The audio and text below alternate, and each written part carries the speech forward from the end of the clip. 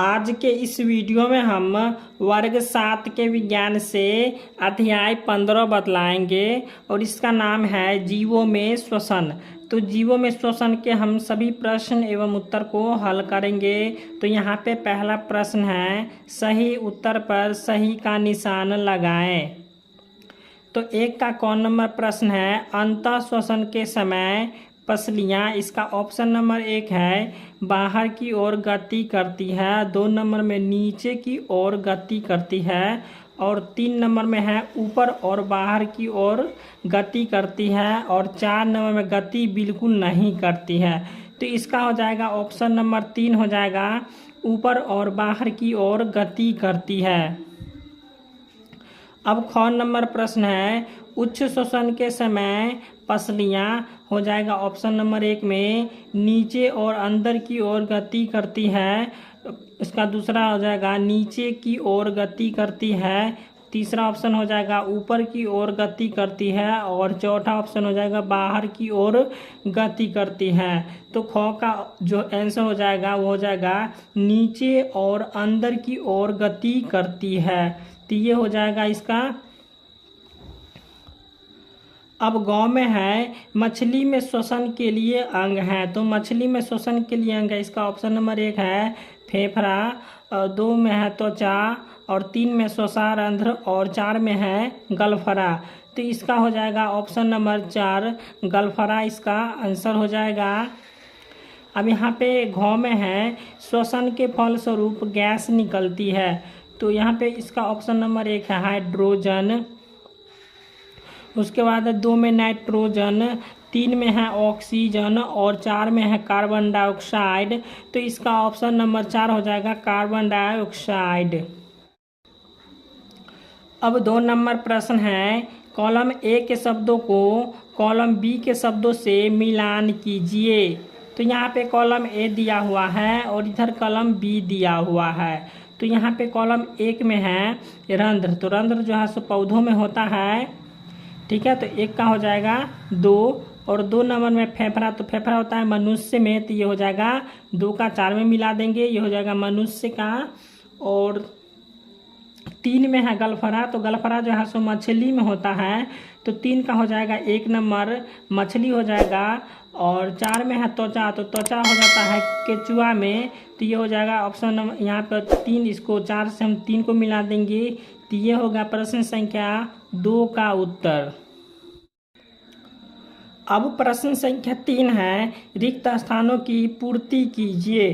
तो 3 का 1 में है अंतः श्वसन में O2 यानी कि ऑक्सीजन गैस प्रयुक्त होता है तथा उच्च श्वसन में CO2 यानी कि कार्बन डाइऑक्साइड विमुक्त होता है।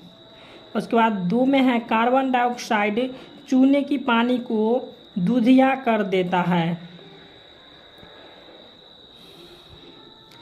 अब 3 नंबर में है ऑक्सीजन की उपस्थिति में होने वाली श्वसन क्या कहलाती है, ऑक्सीश्वसन कहलाती है। 4 नंबर है अनोक्सी श्वसन, तो अनोक्सी श्वसन में O2 की अनुपस्थिति में होता है। O2 हो गया ऑक्सीजन, ठीक है। तो अनोक्सी श्वसन ऑक्सीजन की अनुपस्थिति में होता है। तो ये हो गया 3 का प्रश्न का उत्तर हो गया। अब प्रश्न संख्या 4 है, श्वसन कितने प्रकार के होते हैं। तो 4 का उत्तर हो जाएगा श्वसन मुख्यतः 2 प्रकार के होते हैं। पहला हो जाएगा ऑक्सी श्वसन और दूसरा हो जाएगा अनोक्सी श्वसन।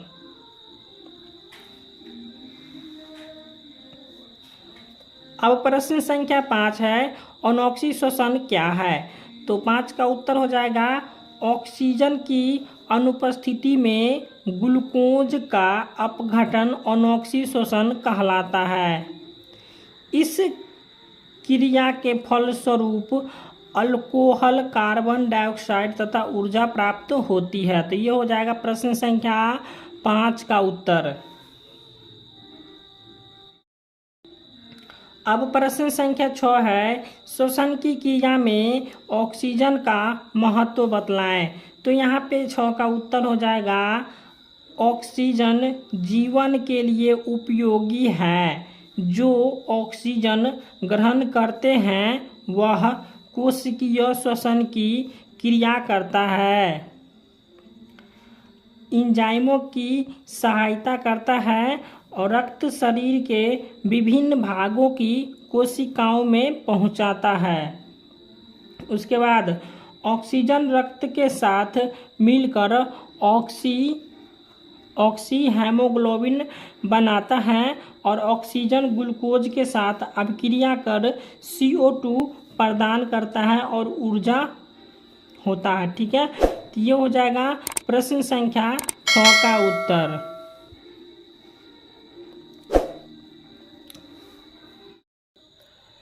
प्रश्न संख्या 7 है, अंतः श्वसन उच्च श्वसन में क्या अंतर है? तो यहाँ पे 7 का उत्तर लिखे हैं हम। अंतः श्वसन एक यांत्रिक क्रिया है।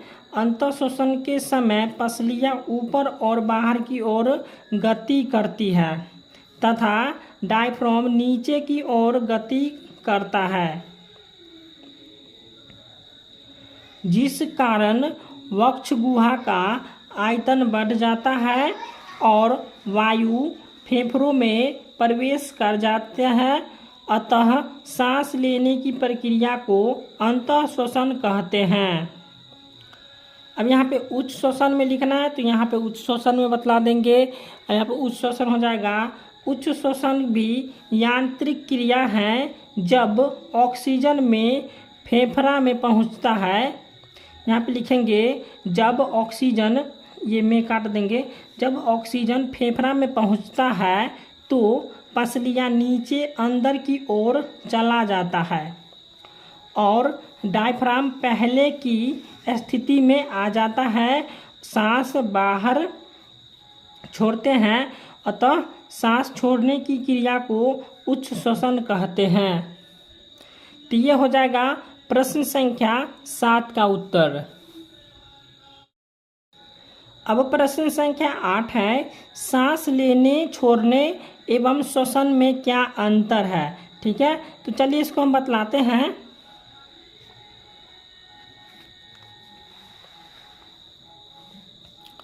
तो इसका आंसर ये हो जाएगा अंतः श्वसन एवं उच्च श्वसन, और यहाँ पे श्वसन। ठीक है, तो इसी के अंतर को आपको लिख देना है। ठीक है, तो यहाँ पे अंतः श्वसन में है एक में कि यह यांत्रिक क्रिया है जिसमें ऑक्सीजन O2 और अंतः श्वसन और कार्बन डाइऑक्साइड CO2 उच्छ्वासित होता है। ठीक है, और इसमें एक में हो जाएगा कि यह जैव रासायनिक क्रिया है जिसमें ग्लूकोज ऑक्सीकृत होकर कार्बन डाइऑक्साइड CO2 और जल देता है एवं ऊर्जा मुक्त होती है। अब 2 में है, यह कोशिकाओं के बाहर होने वाली क्रिया है, और इसमें 2 में हो जाएगा कि यह कोशिकाओं के अंदर होने वाली क्रिया है, इसलिए इसे कोशिकीय श्वसन भी कहते हैं। 3 में हो जाएगा, इस क्रिया में ऊर्जा खर्च होती है, और 3 का हो जाएगा, इस क्रिया में ऊर्जा खर्च नहीं, इस क्रिया में जो है सो ऊर्जा मुक्त होती है। ठीक है, अब यहाँ पे 4 में है कि इस क्रिया में एंजाइम का सहभागिता नहीं होता है, और 4 में हो जाएगा इसका, इस क्रिया में निष्पादन में एंजाइम की सहभागिता होती है। तो ये हो जाएगा प्रश्न संख्या 8 का उत्तर है ये। अब प्रश्न संख्या 9 है, ऑक्सी श्वसन तथा अनॉक्सी श्वसन एक दूसरे से किस प्रकार भिन्न है? चलिए इसको हम बतलाते हैं। तो यहाँ पे हो जाएगा इसका उत्तर, ये हो जाएगा ऑक्सी श्वसन और ये हो जाएगा अनॉक्सी श्वसन। तो ये किस प्रकार भिन्न है यहाँ पे दिया हुआ है। ऑक्सी श्वसन का एक में है ऑक्सीजन O2 की उपस्थिति में होता है, जबकि अनॉक्सी श्वसन ऑक्सीजन O2 की अनुपस्थिति में होता है। और यहाँ पे इसका दूसरा हो जाएगा, ग्लूकोज पूर्ण रूपेण कार्बन डाइऑक्साइड CO2 तथा जल H2O में ऑक्सीकृत होता है और अधिक ऊर्जा मुक्त होती है। और इसका 2 नंबर में हो जाएगा कि ग्लूकोज इथाइल अल्कोहल तथा CO2 में टूटता है और कम ऊर्जा मुक्त होता है। तो ये हो जाएगा प्रश्न संख्या 9 का उत्तर। अब प्रश्न संख्या 10 है, अपने परिवार के सदस्यों की श्वसन दर मापे और उनमें अंतर के कारण का पता लगाए। ठीक है, तो इसको आप खुद बनाना है।